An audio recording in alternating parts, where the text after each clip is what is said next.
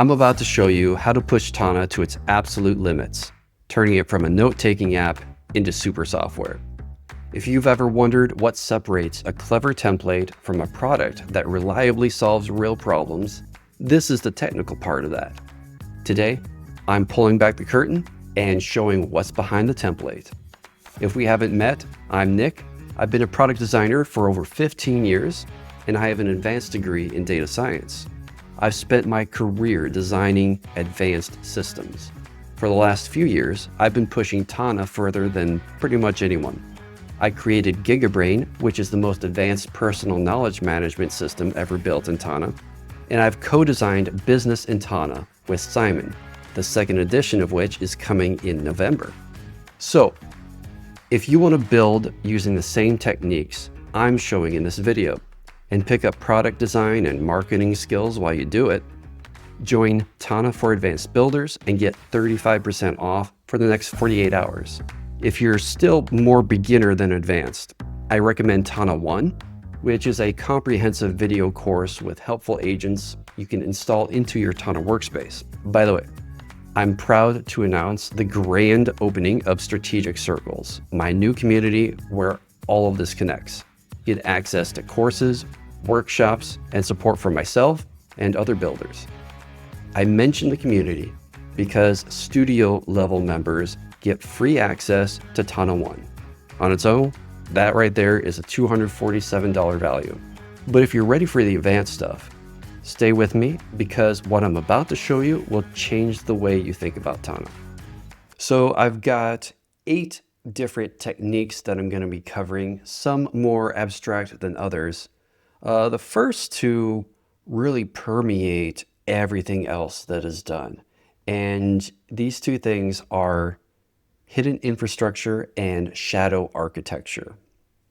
Fancy words for basically things are magical, they're simplified for the end user, and a lot of things happen underneath the surface that you build into things so that powerful things happen and flexibility is available to the end user, but they're not completely overwhelmed. There's still some complexity that you can't get around, especially if you're solving huge problems, but that's neither here nor there.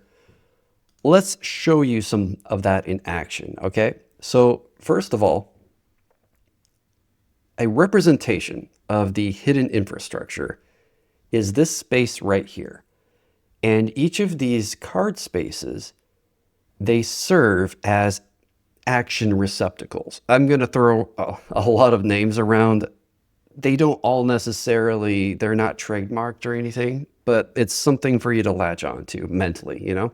Okay, what I mean when I say that is if you put something in, you take it out, remove things between these spaces, things happen. So it's WYSIWYG, which stands for what you see is what you get. And as an example, I have this article tag. I want it to become a manually triggered source, which means this is in the context of generating highlights automatically using AI. And I want it to be manually triggered rather than automatically triggered. So what I'm going to do is drag it in here. Now, watch over here. Watch this thing right here. This is a tagged article. Not a real article, but just for an example. Okay, so I'm going to drag this article tag, plop it in there, boom. All right, got a little message here saying to provide guidance. We'll worry about that another time. But guess what popped up here? A bunch of commands.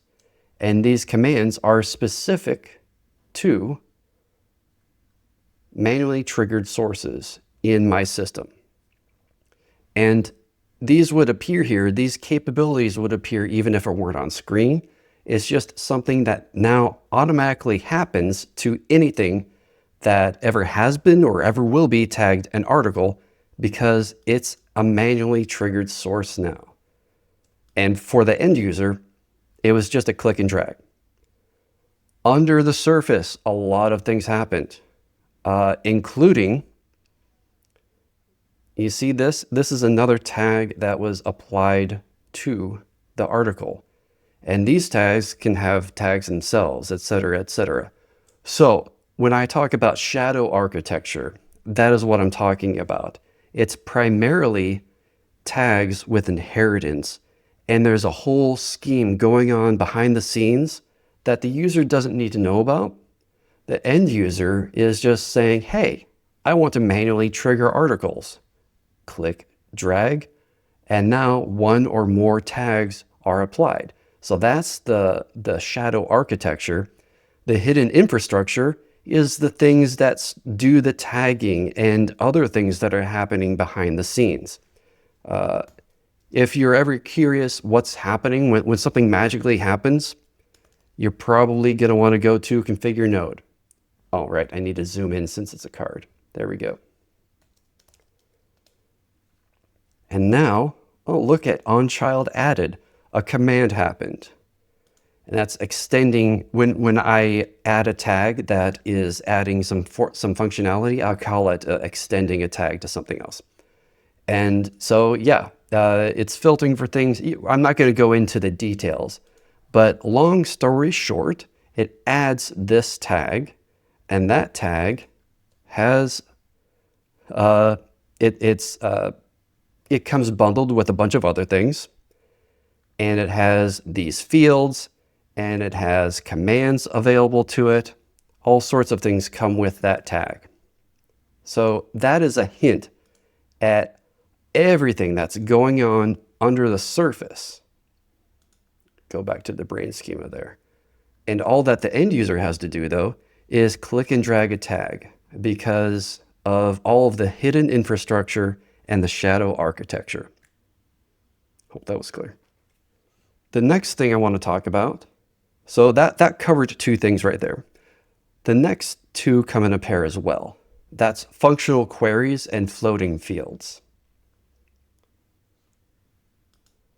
And what I'm going to do to demonstrate that, there's so many ways you can use these things. And that's what I'll be covering in the course, is not just how mechanically to do these things, but when you would want to, in what circumstances, what the limits are, et cetera, et cetera, et cetera.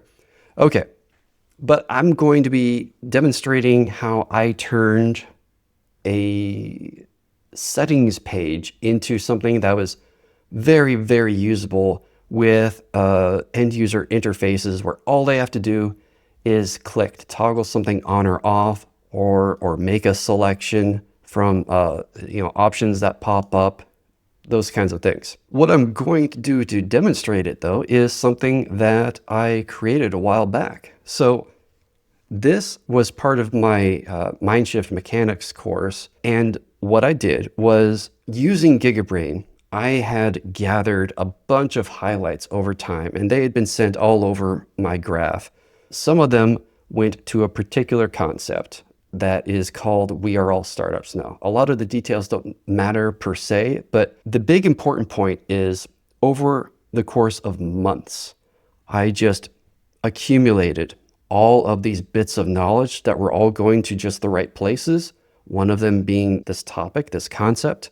One day, while I was preparing for the next lesson of Mindshift Mechanics, I decided to take an afternoon and solidify and formalize that into something. Part of the process of that was going to that concept, having a conversation with Charlie, one of the agents that comes with GigaBrain, and just going back and forth, and then really refining things, and then partnering with AI to actually write very quickly white papers based on that topic, covering every facet, theoretically, looking into the future, all sorts of things. I dumped those white papers into Notebook LM. Using that, I generated a podcast. That was not the end point. That was just like the midpoint, because I did that a few times. At that point in the cycle, when I had generated the podcast, I would then, using a diegetic note, it's just a tag, but it has the capability to record what I'm saying and any audio from the system. So I listened to the podcast, and whenever I had a note or something to interject, I paused and spoke, and then I continued the podcast, and all of that was recorded. And then I used that recording to generate highlights, and those highlights dispersed wherever they needed to go. And then I continued from there with an understanding, a much deeper understanding of everything that I had just done. And I went through that a couple more times. But over the course of a few hours, I took something that had just been in the background, like generating knowledge by itself, basically, and converted that into a fully fleshed out thesis with a bunch of catchphrases and an understanding of how people are likely to misconstrue what I'm saying and how to go about addressing those issues, all sorts of things. Okay, that's a sidestep, a sidebar. But if you want to learn how to do things like that, then sign up for the next Mindshift Mechanics course. Anyway, that's what this is. This is a diegetic note. You see, there's nothing here. Well, that's because there was just the source material here, okay? And then I generated highlights, but the highlights, they go away. I don't need to deal with them. They don't need to all be here. They go to not a vault using Simon's system that comes in Business in Tana, but they go away actually to the library because that's what I set them to. But there's also a related content here that brings in all of the highlights that are linked to this. So I can see all the highlights that were generated from this podcast whenever I want. Okay, but now let's go into the settings, okay? So there are a couple different user interface paradigms that I leveraged here. One was a multi-select on click. This is not something that comes automatically by default with Tana.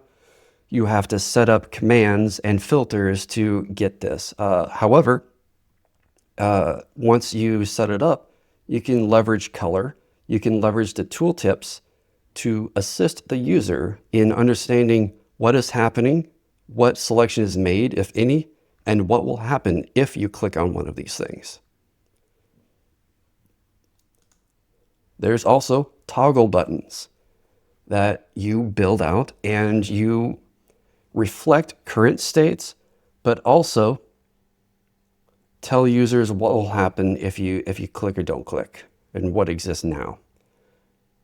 And these things, when you make any changes, they happen in real time and they update across your system.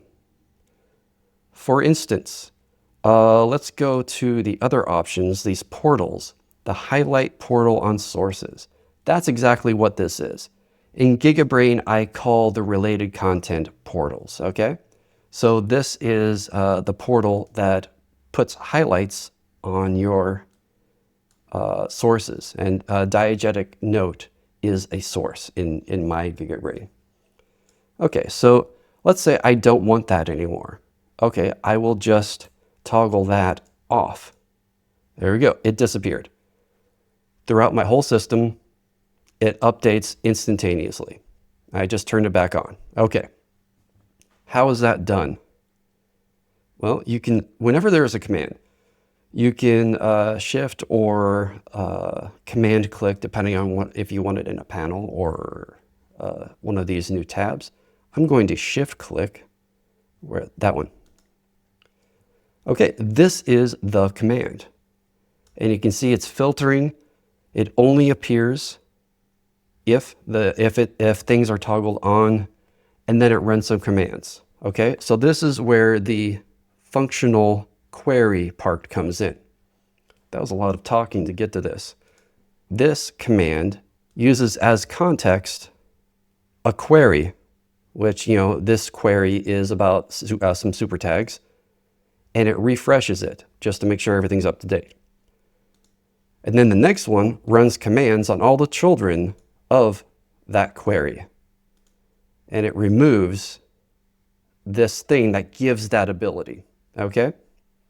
That's the important part, okay? So there is a query somewhere, actually, and these two things are operating on that query, like refreshing, is everything up to date? Okay, do this thing now. And all of that is happening when you push this button. That is one of the powers that functional queries give you. Now, here's another thing. Oh, let me open that up again, actually. Floating fields. That's another thing that I want to cover. That's number 4 if you're counting. This whole remove fields here. This toggle on, that is what I call a floating field. I call it floating because it doesn't exist as part of any super tag definition or anything like that. It exists, but nowhere in particular. I just add the field, or I remove the field, or I set the field whenever I want, but it does not need to be in any definition of any particular thing. And that gives me a lot of power and a lot of ability to keep things clean for the end user. So if I'm not using this thing, they don't need to see it. This is very handy for things that you're trying to track states at the meta level, and users have absolutely no need to see anything like that. Whether it's for like a tagged entity or like just a regular node, whatever, you can do it to anything. And here's another thing. Field is metadata. If a field is metadata, then it doesn't, even when it's attached to something, it's not in the regular interface. It's inside debug node. So the user is never going to see that unless they really go digging and know what to look for.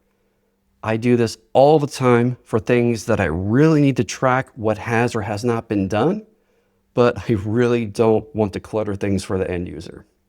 So whenever you use one of my products and you do pretty much anything, whenever you do something, there's probably a dozen things happening that you have no idea that are invisible to you. And that is on purpose because you don't need to know about all those things. You don't need to see all of these fields and all of these commands that are operating on chain triggers. Things just happen and they work, and that's what matters. Okay, so that's numbers 3 and 4. I have a thing here. Okay, so, the next one, dynamic prompts. Okay, here we go. This is the generate highlights command. There's some other things happening, but what we're focused on is the prompt workbench. Okay, so let's open that up. So the prompt that generates highlights is all of this stuff. And each of these things are collapsed. So it's even more than it looks like. Okay. Now, all of that is interesting, and I will be covering a lot about how to do prompts, how to organize them, how to do correct messaging, and what kind of data to send and not to send, all those things. But what we're focused on right now is how they can be dynamic. And, search nodes they just empower so many things in Tana. And if you boil it down, dynamic prompts are all about searches and their results. Now, some of the tricky things are, which searches do you use? What are you searching for? Do you keep it at surface level, or do you expand the references, which just means the AI sees everything rather than just the name of things? And then the next level of that is, okay, how do you set it up so that it's easy and simple for the end user to enter all the data, and they don't actually have to generate or create these searches themselves? There's always several layers of abstraction. If you want a smooth, seamless end user experience, there's a lot of things to consider. The long story short is what makes dynamic prompts dynamic is these search nodes. And these nodes are only bringing in the appropriate things. For instance, this bucket guidance, okay? And it tells the AI what to do and what options there are within that bucket for this example. What is fantastic about this is, and each one of these things builds on all of the other things, okay? So this search can be anything as long as, let's open up the query editor. as long as it's marked as a bucket tag, okay? Or it's a guidance for bucket tags, which means nothing until you fill things into the system. If there's nothing in here, that won't bring anything. Why that is cool is GigaBrain functions with, and I'm not trying to sell a GigaBrain, this is just explaining why it's so cool. It connects into your system, it hooks into your system, and only what you bring in to connect to your system, okay? So if your buckets, and get GigaBrain or ask me questions if you want to know more details about those things, but only once you drag in super tags from your system does anything happen. And then once you do, it's kind of magical, because these queries then are loaded with whatever you decided buckets are. Buckets are what highlights get linked to. So there are at least a couple layers of abstraction, so that except for a little bit of setup, once the user does something, things just fall into place, because all of the right things are captured by all of the right search nodes in the right places at the right time. And that is how a conceptually rather simple thing like dynamic prompts can be very layered and so powerful. Now, we are getting kind of complicated here at this point. Of the 5 things that I mentioned so far, now there's lots of layers and things to keep track of, not just for the builder, but even for the end user. It's starting to get a bit complicated. For instance, you have to fill in guidance for the AI for all these different things. Like for me in my system, that's we got 5, we got, that's like, I don't know, 15 maybe. So we got 25 maybe things that all need their own little guidance, and I need to think of that. Actually, no, you don't need to. You're not on your own. Number 7 is meta assistance. AI assistance to help you do things to help you with AI. All right, so the perfect example here is D, who you can call anytime to help you fill out things or make corrections to guidance for AI. For instance, this definition or this guidance for tasks, for using tasks in all of my voice notes, I didn't start from scratch. I started asking D what to do.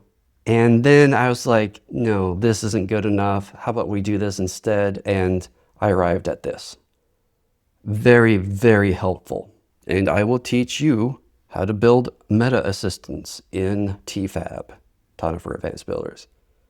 Okay, the last thing, and as always, I talked more than I intended to. Functional fields. I like the word functional. What can I say? I'm sure there's a better name for this, but the big thing is you can use fields in ways that aren't typical. For instance, these fields right here in the Highlight Explorer, these are used in this search node to give these results, okay? For instance, let's say I only want highlights that have a quality rating above 2. Now you see those updated. Okay, there we go. How does that work? Well, inside the query editor, it references those fields in parent dot blah, blah, blah, okay? All right. But not only that, so they're functional in that way, but also I can create what is called a dynamic cluster in GigaBrain just by clicking a button. And now I get a cluster that has the same things as here, but it's not just a representation of those individual highlights. This cluster is the results of a search that has the same search as this search right here. So now this completely new entity has exactly the search that I want. So anytime a highlight is created that meets these criteria, it will be added to this fancy cluster. Shrink that again. And the reason I'm able to do that is because of these fields that they're not inside a tag. This is not a tag. This is not an instance of something that's been tagged. These are just fields that just are here. I have a command on the parent node, and I have a search node that references them, and that's it. So from shadow architecture all the way to functional fields, you've just seen how an advanced Tana system is far more than what it appears. Behind every toggle, every setting, every polished experience, there's an entire invisible architecture, inheritance chains, hidden infrastructure, dynamic prompts, meta assistance, so much going on, and it's all working together. It's a complex but powerful and flexible system. This is what separates a clever template from a real product. And it's why I created Tana for Advanced Builders, which is a 5-week, 10-session cohort where I teach you not just the mechanics like I was doing here, but also how to design systems that are powerful, usable, and ready for real-world scenarios, okay? If you're ready to move beyond tinkering and learn how to build the kind of products that change how people work, they really do. One of the people in my community recently got a promotion, and I've heard so many really game-changing ways that they've been using my products, and it's really cool to witness that, to hear those stories. You don't match that, you know? Sorry. Anyway, seats are limited in the course, and for this first cohort, the price is 35% off, but only for the next 48 hours. After that, the price goes to full price. Thank you for watching so much, and I'll see you in the next video. Cheers.